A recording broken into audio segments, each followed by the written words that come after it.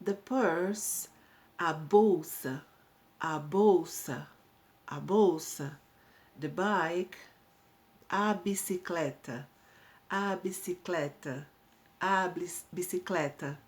The chair, a cadeira, a cadeira, a cadeira. In plural, the purses, as bolsas, as bolsas, as bolsas. The bikes, as bicicletas, as bicicletas, as bicicletas. The chairs, as cadeiras, as cadeiras, as cadeiras. The car, o carro, o carro, o carro. The house, a casa, a casa, a casa. The table, a mesa, a mesa, a mesa. The phone, o telefone, o telefone, o telefone. In plural, the cars, os carros, os carros, os carros.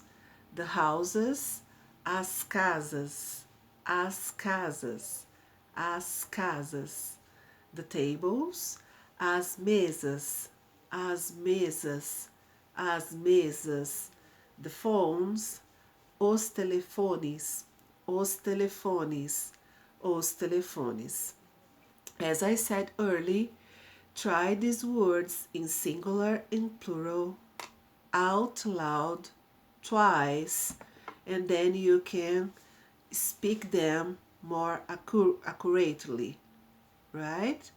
Thank you for watching this video today, and I hope I can see you the next class.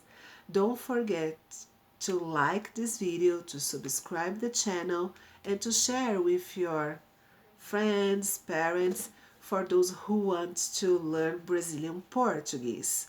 And also I have a program that I can help you to speak Portuguese as a native speaker.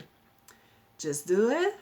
So I am so thankful to have you today. Bye bye.